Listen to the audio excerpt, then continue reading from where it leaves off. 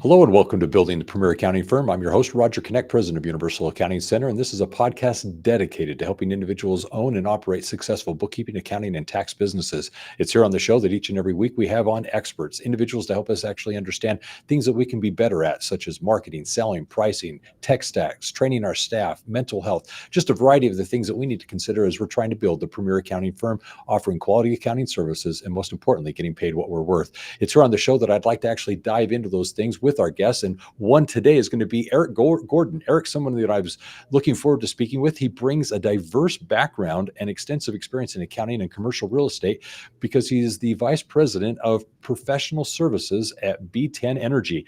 He is actually a Boise State alumni. Eric actually launched his career in accounting after graduating and went to Deloitte as an auditor in the Boise, Idaho office. He eventually transitioned from public accounting into commercial real estate, where he actually honed his skills in pre-acquisition due diligence, asset purchase negotiations, debt sourcing, and equity raising.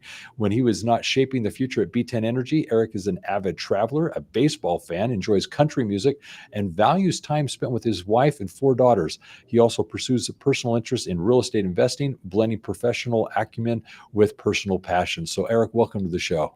Hey, thanks for having me. Excited to be here. Yeah, your experience here is going to be very, very interesting because I'm excited for a discussion as it relates to your career and what it is that you've experienced as you've worked with accounting professionals now, servicing them and their clients. So first of all, give me an idea of why become an accountant back in the day. Why was that as a profession of interest to you?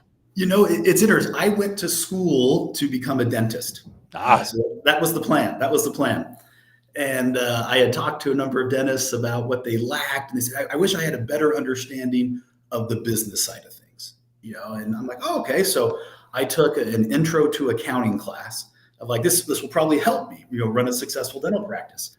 So I took an intro to accounting class. I was probably one of 700 kids in that class, my freshman year in college, in a huge auditorium. And our professor, I'll never forget him, Norm Nemro, he had retired from real estate, and he had retired probably earlier than most from California real estate, came to the school and wanted to teach. And they had told him, you don't have a PhD, you don't have your doctorate, probably it's not going to work out, teaching here. And he's like, well, what if I teach for free? And they're like, well, when can you start? He started teaching for free. And I get into that class, and somehow to 700 students, Norm made accounting seem cool. And it was just like, this is the language of business, and this is what you do, and this is how you use it. And I just sat in there and soaked it up. And I was like, this is so cool. And it just made sense, and it clicked. It's funny, accounting cool. Some people are going to disagree with me on that, right? But it just made sense. And I really liked it, and his background in real estate and what he did. And as I kind of went through, I'm like, hey, I really like this. And so I ended up dropping the whole bid to become a dentist. Majoring in accounting, like I said, and then upon graduation, went to work for Deloitte. Mainly, I thought it was a great firm. I love the people I interviewed with, and they had a lot of real estate and construction clients in the office I worked in, which was of great interest to me. And I thought, hey, I think this can be a career. I think this is what I want to do. Well, first of all, I love the fact that you were exposed to accounting in the way that you were. Accounting is cool. It is a great profession. And obviously it is the underlings of what everything is going on business wise, because it is the language of business. But I'm so happy to know that you actually were exposed to it by someone that was as passionate as they were about accounting, to work even for free teaching it, because I'm not doing this for free myself, but I can definitely tell you that I do love it. And one of the things that's very important to me is giving people that excitement and enthusiasm for accounting, because that is something that I think is very much exciting to do. So that's wonderful. Now, as it relates to your career, you obviously got into the real estate side of things. What are some of the unique things as it relates to accounting when we're looking at real estate? It's what helped me coming from an audit background. So I started in due diligence. And I think what really helped me was coming from being an auditor, and knowing how to look at things and dive in and find out what's right, what's not right, understanding what a sample size is, understanding what you're looking for, right? And even just that, I think that mindset of, that trust but verify. I'm going to find the source documents for this. I'm going to make sure this is right. You give me a rent roll. Well, I'm going to look at every lease and make sure those numbers are accurate on the rent roll you gave me. I'm going to back it up. I'm going to make sure it's signed. I'm going to send out an estoppel, right, that the tenant agrees to these numbers that I have in this lease, because I want independent verification of it. And so I think that was one of the things that really helped, was just the mindset and understanding, commercial real estate. When you're buying assets, you talk about cap rate, net operating income and your purchase price and this and that, and to be able to know what made up those figures and how to get to them and what it is, and look at growth rates. And so I think for me, that was a huge advantage of having the background in accounting. And just from, I love Deloitte. I think you can get similar experiences at a lot of firms, but the clients that I worked on, and really going into there, and I think that set me apart from other people in the department, in the company, that didn't have that experience and maybe struggled with understanding the numbers aspect of all these purchases. So it was huge for me to start my career. Well, from an accounting point of view, let's dive into this a little bit then and look at it from two different points. One is the acquisition of commercial real estate. From an accounting point of view, there are a few things that I'm sure you would suggest are essential to know and look at and consider when making a good purchase. What are some of the things that an accounting professional should be helping their clients with as they're considering an investment in commercial real estate? What are some of the numbers they should be asking or questions they should be asking? I mean, I think it starts with, you have to know how much income that asset's going to produce, right? When you're talking commercial real estate, income producing real estate, right? Of knowing, okay, what will this produce? And then being able to put in factors such as, you're not going to be 100% occupied every day of the year, every year that you own this, right? So what's a good vacancy percentage to put in there, right? And even if it's currently 100% occupied, it's not going to stay that way.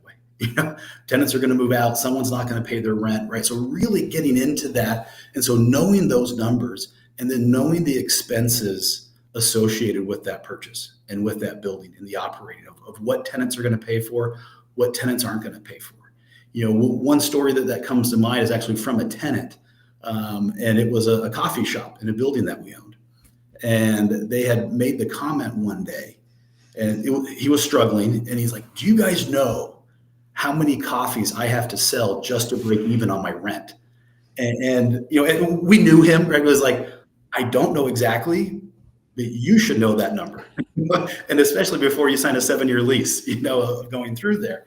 And it was just, I think he got excited about it. And, it's a romantic thing. It's fun. It's exciting. But to really get into the numbers and say, okay, what will this produce? Right? What are going to be my expenses? At the end of the day, am I going to pay a management company? What is that going to cost me to manage the building? Am I going to pay leasing agents, right, a commission to lease the building for me, right? What is that going to cost? And really going through there and having a very tight model, right, of exactly, and using, you're going to make some assumptions, right? We all do, but being conservative in those assumptions, right, of what is my occupancy going to be? What are my future rents going to be? What's going to be the increase? What am I currently getting? What am I contractual to get? And I've seen that mistake as people have bought commercial real estate and they've made assumptions on rent growth. It's going to grow by 5% a year. And it's like, well, you're under contract for 2.5% a year for the next 5 years. So it can't grow, unless you completely get rid of those tenants, which they have a right to be there. They have a lease. And so when you assume a 5% growth on rents every year on every suite in your building, that's impossible.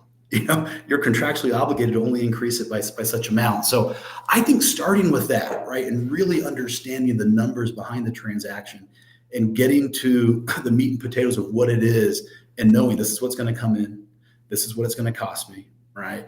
And really factoring, most people when they buy real estate put debt on it, and understanding how that debt's going to work, and what are the factors, what that debt's going to cost you.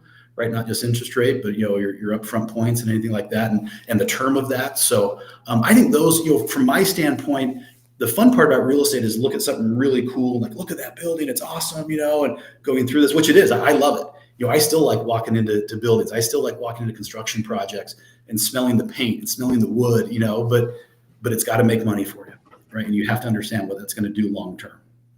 So you've addressed a few things. I'm going to add to it. One of them is the break-even point, which is what you brought up. You've got to know what that is. In addition to the break-even point, it's good to do comps. You can actually, with the comps, determine, okay, if this is let's say a Class A building, we can know what the comps are for that square footage rate. And we can determine then, okay, what can we anticipate with the rents? But you brought up another good point, which is what can we anticipate the increases to be over time? Well, you can easily figure out what those are just in the contracts that are already signed with the leasing that's going on. So all of a sudden, you've got some good numbers here that you can do for calculations, forecasting, and such. So the next thing from an accounting point of view is, let's assume that the commercial property is purchased. There's probably some innovations that we're going to be doing, some upgrades that are going to be done. We might be looking at cost segregation.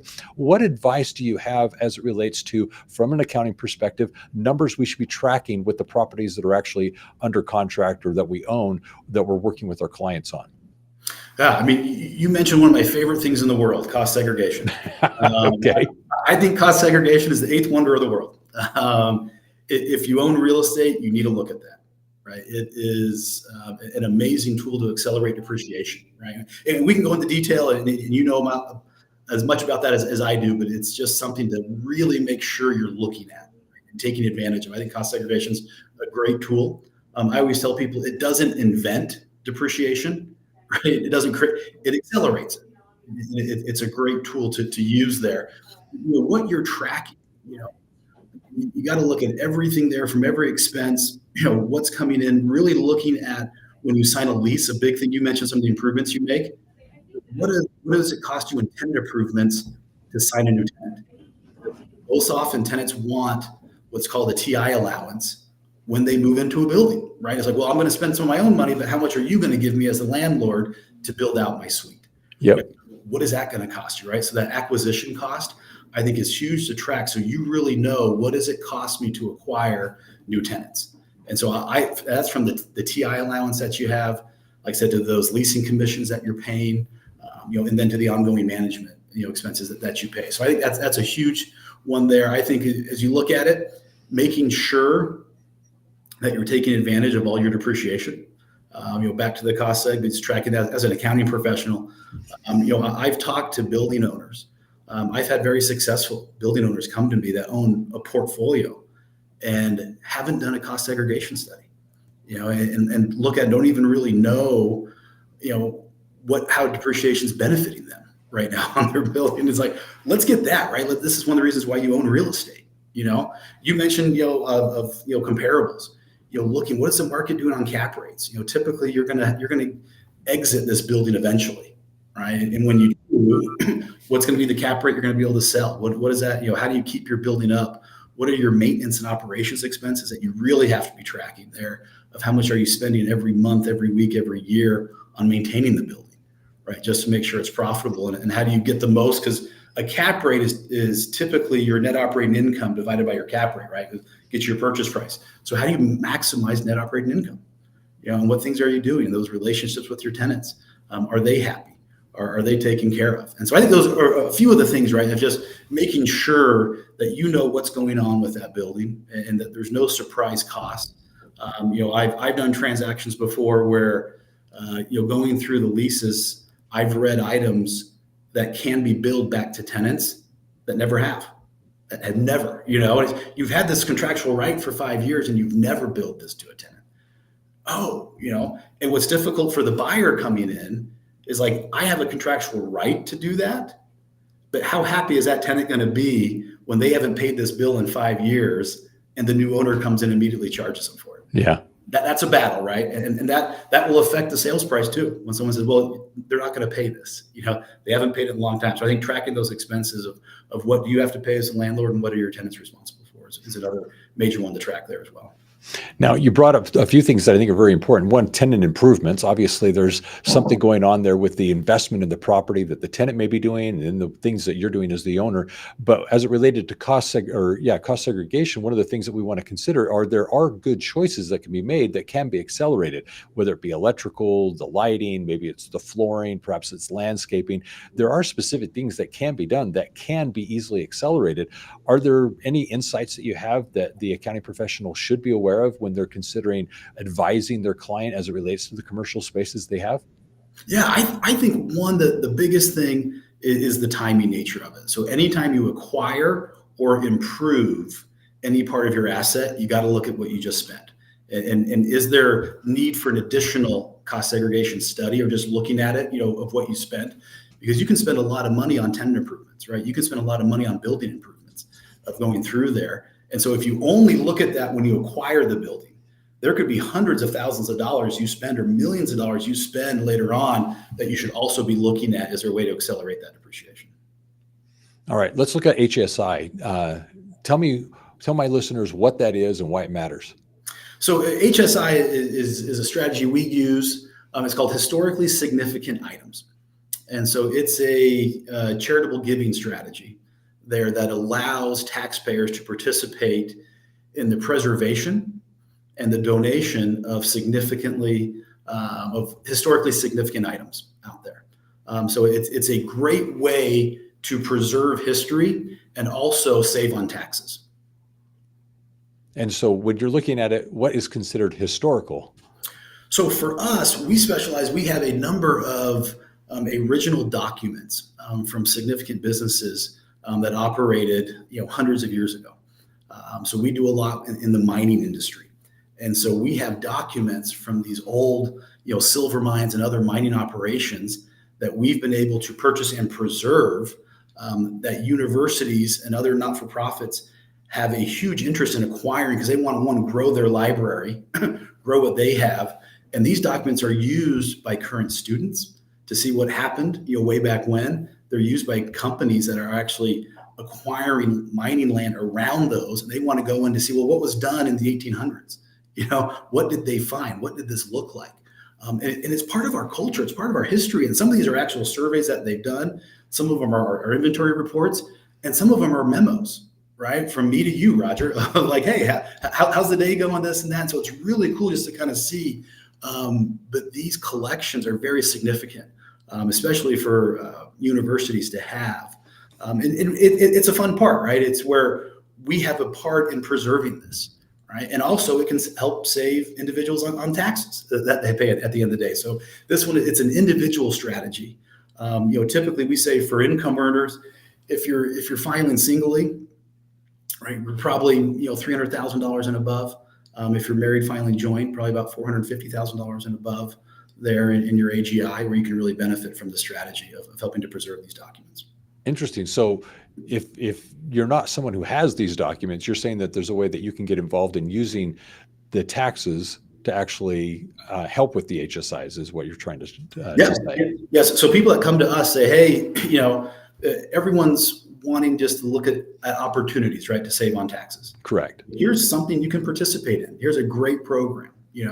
We work with qualified universities. We work with world-renowned art historians, significant galleries. And these are, this HSI part of it, though, there's a lack of quantity, right? You can't just produce these, right? So there is a scarcity involved in acquiring these documents and using it, but it's really fun. Yes, it's great to save on taxes, and I support that. If you're doing it the right way, save on taxes like cost segregation, these things can help you.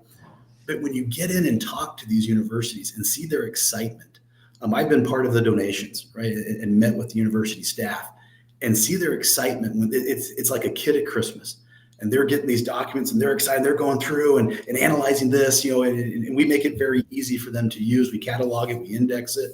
It's not just a box of random documents, right? So they know exactly what they're getting, but they use it in their PhD studies. They use it in, as they write theses, and it's just so helpful to them.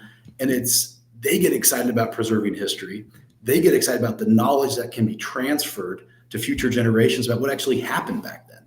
Well, here's the thing that's disconnecting, though. I'm not hearing you explain exactly how the taxpayer is benefiting with the tax savings associated with this. So you're an accredited investor. You've got the $450,000 in income. That's who you are filing jointly. What does an HSI even matter? I don't have any historical documents. It's nothing I'm familiar with. I don't work with the schools or libraries. So how is this tax credit available to me as an accredited investor to where I actually have the opportunity to use this in my tax portfolio? Yeah, no, great question. So basically you're interested in saving taxes, right?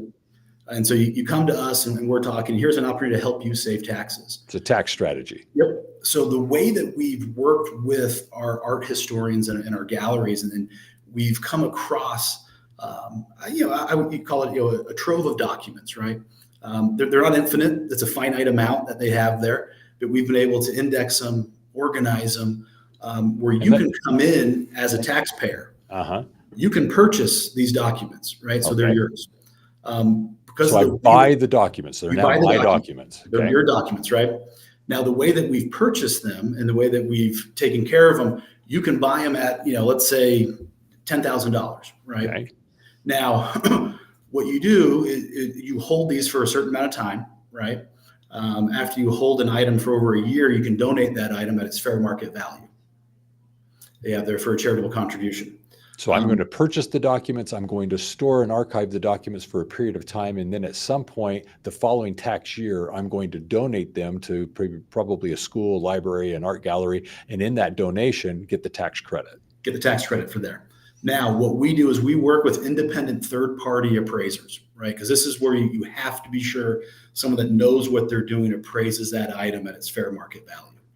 Right now, we work, like I said, this is not something that we do. I'm not an appraiser. I'm not involved in the appraisal process whatsoever.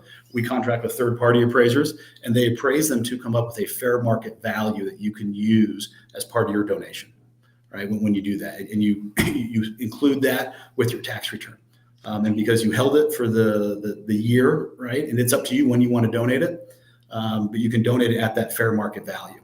Now, the way that we've acquired these and using the experts that we've used, there's often I would say a price differential between what you paid for it and what that item's worth and what you can donate it for after you hold it for a year. So you're saying it actually goes up, it appreciates. It appreciates, and also, but it's worth a significant right now. It's not saying just in the year it's going to go up this much. So when you think of it, we've bought thousands of documents, right? Of a whole lot of these documents that are just in boxes. We found them in family members' garages that just didn't want to get rid of them, but didn't know what they were in a storage unit. And they really didn't know, it's like, I don't know, this was passed down for me. I have, 200 boxes of various documents here that came from my family's business or whatever it may be. When we buy that lot and we go in and index them, we go in and organize them, we know how the universities want to see them, how they want to use them. We can create value there, and then we section it off where you're not buying the whole lot of documents, right? You're buying them in smaller amounts there. And so that price that you pay, is less than what they're actually worth. And because of the work that we do and how we purchase them, we can sell it to you for that amount.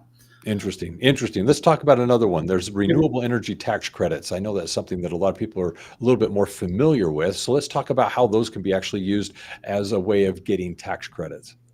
Yeah. So renewable energy tax credits are by no means new. They've been around. I think they started late 70s, right? Where they started talking about these options here, and they've changed, and they've added to, they've taken away. What the big change is now, and I think why they're back in the news, is for the first time, these tax credits are transferable, which means they can be bought and sold. In the past, to take advantage of a renewable energy tax credit, you had to be an equity owner in that project, right? And get the tax credits from it. So now you can come in as an unrelated third party, just looking to purchase tax credits to offset your tax liability. And obviously, if you're going to purchase tax credits, you're going to purchase them at a discount, right? So you know what taxes you owe. Your CPA, or you are the CPA, you've done your business. Hey, this is it. This is what you owe. Here's your tax liability. Well, you owe $1 million. You can write that check for $1 million, or you can buy tax credits at 90 cents on the dollar to pay that $1 million. So you can buy $1 million of tax credits for $900,000, right? And saving you that 10% right there. And so I think that's the biggest thing, is these are now transferable. You don't have to be an equity owner in the project to benefit from these renewable energy tax credits that are available today. And that's what, on the B10 Energy side, that's what we do. We own projects ourselves. We work with builders, developers, out there as well. And we help, individuals and companies purchase these tax credits at a discount to offset their tax liability. Interesting. So there's definitely going to be pros and cons to these. So give me some cons that might exist. Cons, one, who are you dealing with? What's their experience in the field? Do you know them? Take a look at what is the underlying project where the credits are coming from. There's risk factors in this, right? There's recapture risk, right? Is that project going to be sold in the first 5 years? If so, those tax credits are recaptured at basically 20% per year. Have the credits been promised or sold to someone else? Right? So I think that it's the risk factors involved. Is it a valid project? Is it valid technology? Right. So it's really kind of doing the due diligence to mitigate those risk factors. And I say those would be the cons of just making sure you understand exactly who you're dealing with, what you're getting the information you need to verify those tax credits that you're looking to purchase. As you're talking about this, I'm sure my listeners are just wondering, here we are, accounting professionals. Clearly, it's nice to be aware of these tax strategies and various things that we can take to our clients to help them. One of the things that I think is a question, though, is how much time as an accounting professional am I involved in such things as the HSI or perhaps the renewable energy tax credit? There's a lot of things that obviously I'm familiar with and comfortable with, but if I was to reach out to your company and have you assist me in servicing my client and helping them take advantage of these tax saving strategies, how much time is involved with the accounting professional as these are being done? Yeah, it's a great question. And it really varies based on the professional of how much time he or she wants to be involved. We have some that have known us for a long time. They'll make an introduction to a client and say, hey, can you take it from here? Right? I trust you. I know what you're doing here. And I should probably state, yes, we're a collection of CPAs and attorneys and business professionals, but our firm exists to be an asset to CPA firms out there. We don't do any prep and file of any tax returns for clients. We're not looking to take clients. Our client is the CPA firm. We want to help you. And there are certain areas that we specialize in. And if one of the things that we do is helpful to you, great, give us a call. We're happy to work with you. We know these are your clients, and we're going to take care of them like your clients and make sure they get a great experience there. And so, some of them, especially early on, maybe want to spend some more time just understanding what we do, who we are, how the whole thing operates and works, and that's great. And some, like I said, hey, they get the understanding of it. It's like, okay, hey, this sounds good. Can you keep me in the loop of what you're doing? But I don't need to be on every call, or I don't need to be in every meeting there. And so it really varies. I think most tax professionals want to do the initial due diligence and say, okay, who are these guys? Who are they? What do they do? Let me make sure I understand it. And we're happy to have those calls long before we ever talk to a client. Right? It just really working with a tax professional to get him or her comfortable with what we do and who we are. And then it's really up to them after that point. Like I said, we have some that we know the clients, we work with them, we go there and we keep the CPA up to date on everything. And some want to be involved in the process. So it really varies just based off their preference. I appreciate that, because one of the things that I think is very important is as we offer accounting services, one of the things that naturally takes place with our clients is that question of tax planning. What can we do from an advisory standpoint to help them mitigate their tax liabilities? And they are open to and curious of what are those different things that I can do that might actually help me save in the tax liabilities that I owe. And these strategies oftentimes are either new to them, unaware, they don't know what they know. It's one of those you don't know what you don't know type of a thing. And so here we are wondering, as accounting professionals, what can we introduce them to? What can we maybe share with them, our strategies that they could consider and explore? And obviously someone like yourself is able to maybe further expound on what that strategy looks like, why it's something that they could take advantage of. And so I'm glad that today we were able to dive into at least a couple of these different strategies that someone may want to consider. So the next thing I'd like to just kind of clarify is, who is this strategy for? We were talking earlier about what an accredited investor might be, somebody that actually has a sizable income. Is it really just those clients that are, say, 300,000 in filing independent, 450,000 filing jointly? Is that really who benefits from these types of strategies? On the HSI side, that's going to be the primary benefactors, right, of that strategy. Mm-hmm. As we talk about that on the charitable donation side. When it comes to the RETCs, that's a little bit different, where because of the nature of these tax credits, they are passive by nature. So they're passive tax credits. And so the number one users of them right now are profitable C corporations. Right. So and those range, you got your big dogs out there doing it, right? And then down to smaller C corporations, I was looking for ways to offset that tax liability. And so we usually say for users of that, it's going to be a C corp with at least about $500,000 of annual tax liability.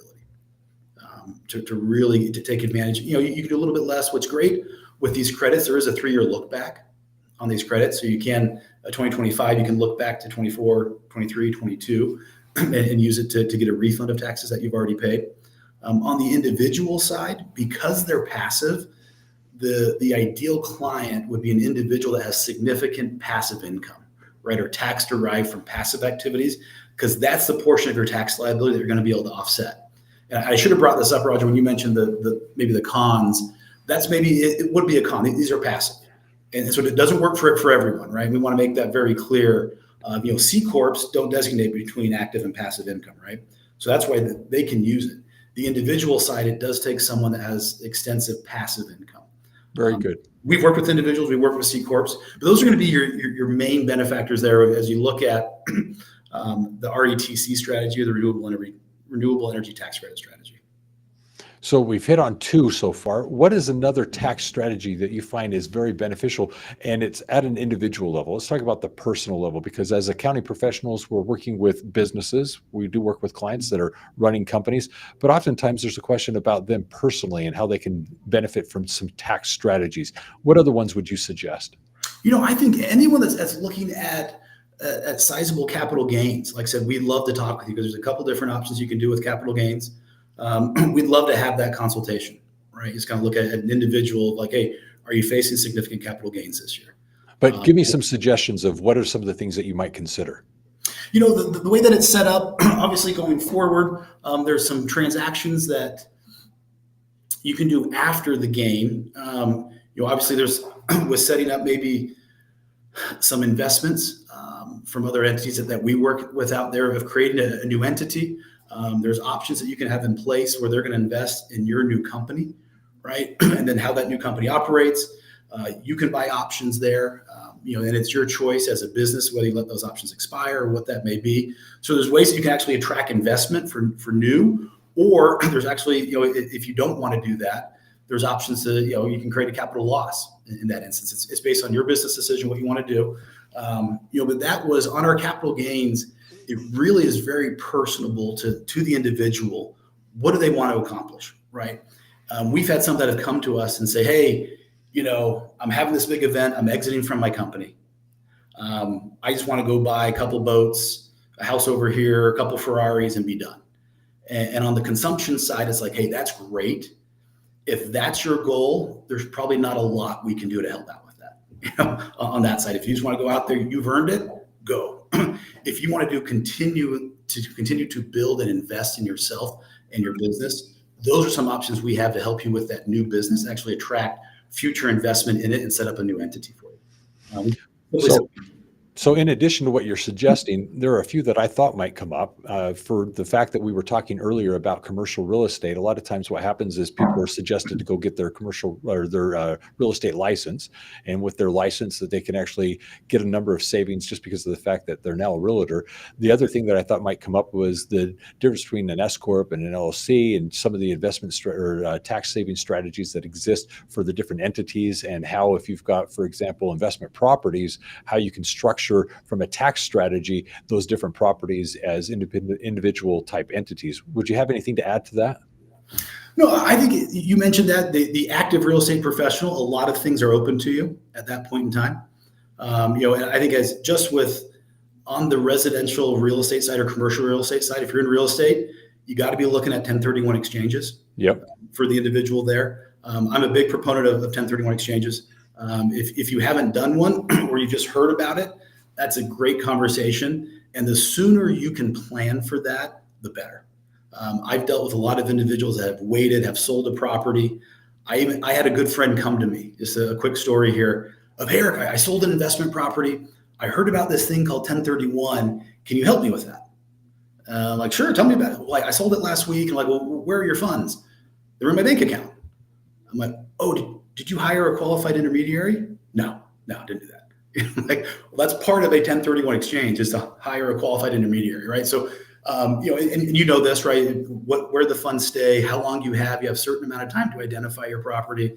You have a certain amount of time to close on your property, but you don't want to be making those decisions after the sale, right? Or when you come up on that, because I've had people that have purchased assets they probably wouldn't have normally purchased because they just were up against timelines and they didn't give themselves enough time. So let's just real quickly explain the 1031 for my listeners so that they can understand what it is that's happening there with that transaction, because you're right, the transaction is happening and we want to take advantage of the 1031 before the transaction is done. Correct. So your basic for a 1031 exchange, right? It's a way to defer your capital gains. It doesn't eliminate them. It's a deferral, right? So if I own, we'll just say something that maybe a lot of people can relate to. I own an investment property. I have a rental house. I've owned it for a few years. Let's say my basis in that is $100,000 and I sell it for $500,000, right? So I'm going to have a decent gain on that, right? 400,000. Right, I'm going to owe some money, right? And if it's 20% of that 400,000, I'm going to owe $80,000 in taxes, right? That I have there.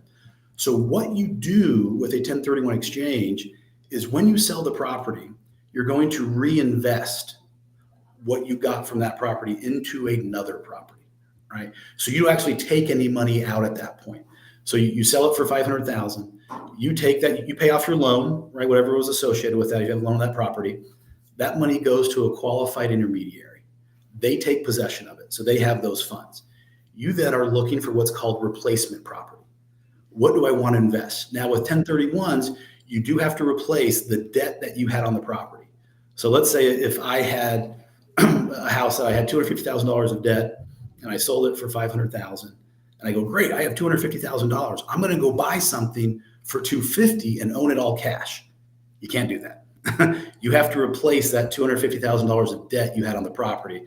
So your next property needs to be at least $500,000 or more to defer your gain. Right? So you can't pay off debt. If you do, that's boot. In this case, you owe taxes on that. But it's a great way to defer, and you continue to invest in real estate, right? So you can take on more debt if you want. So if you had a house, let's say $250,000, and it's like, well, I have $250,000. Maybe I want to buy $700,000 of real estate assets and take on a little more debt, if that makes sense, right? And grow my portfolio.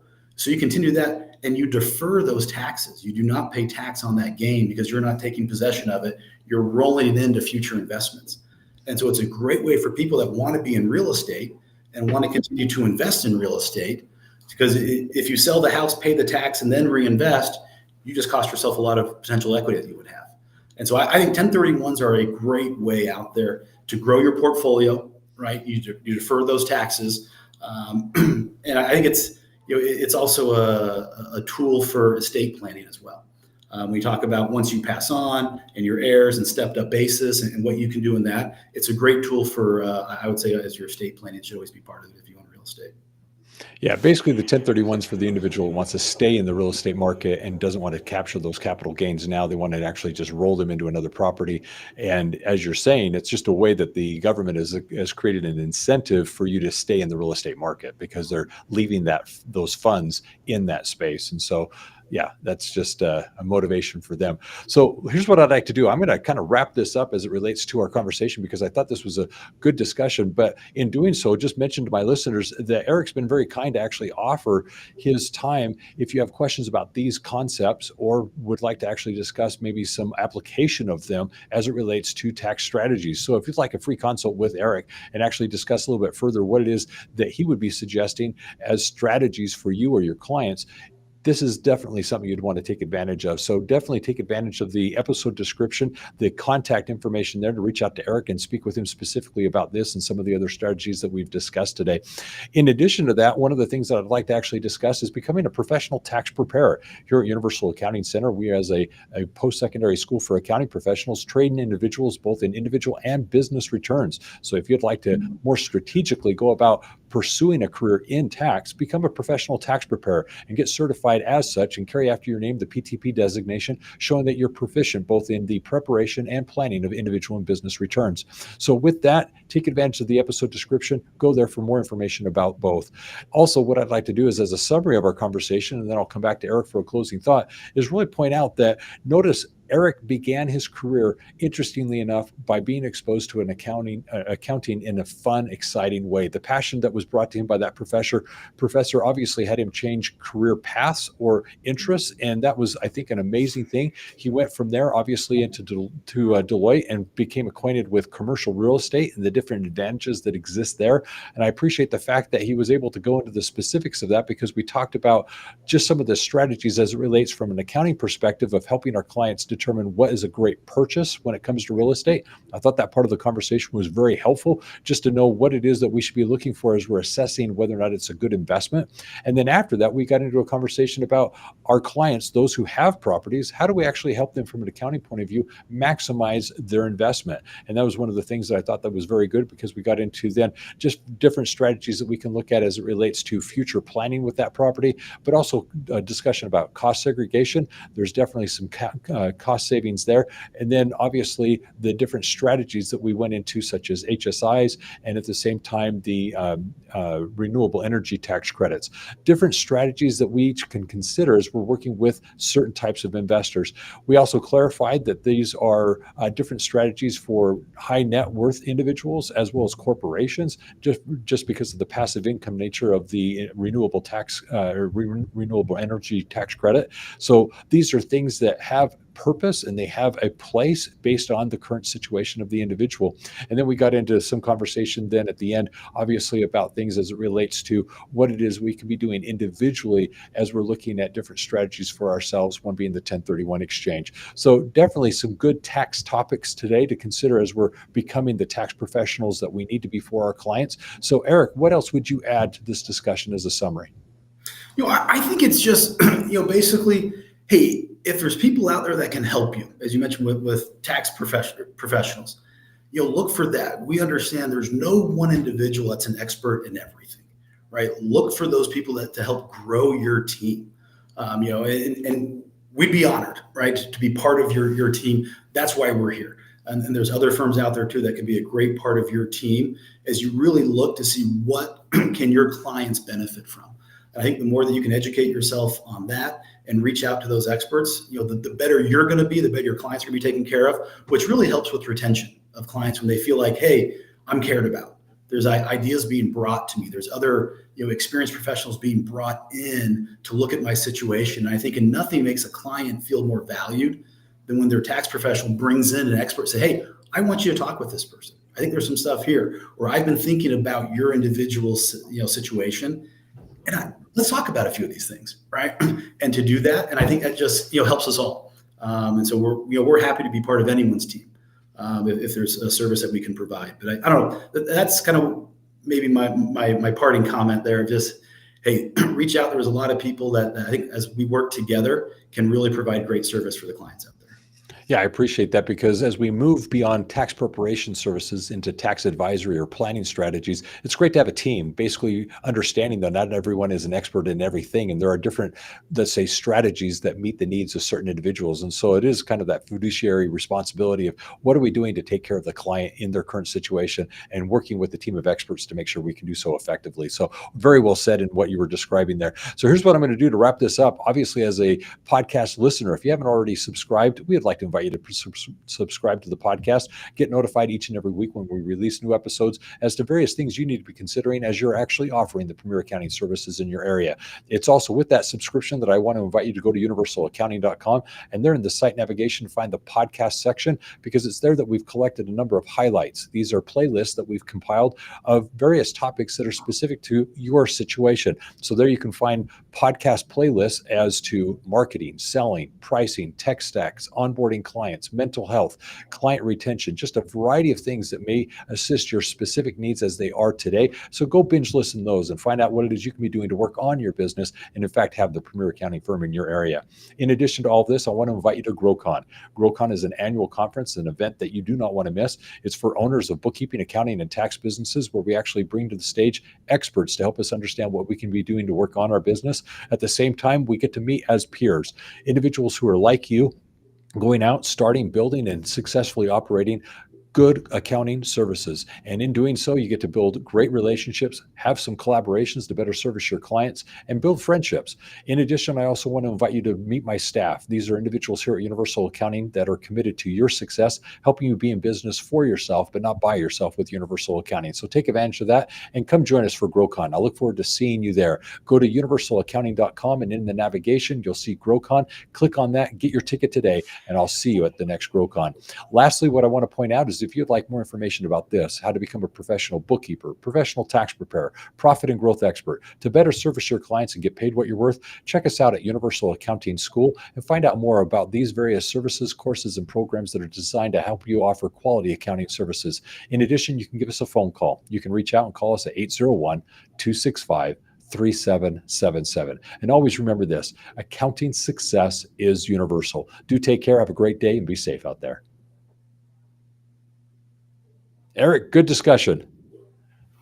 Thank you. Thanks for the time, Roger. You're welcome. So what I'm going to have you do now is in the chat, I'm going to have you take that promo piece and I'm going to have you record that now. Yep. Oh, sorry. Let me, okay. So right now? Yep. When you're ready. This is Eric Gordon. It was an absolute pleasure to record with Roger an episode of Building the Premier Accounting Firm. We discussed commercial real estate, tax strategies, renewable energy tax credits, and overall ways to partner with other experts out there. And I invite you to listen and join us.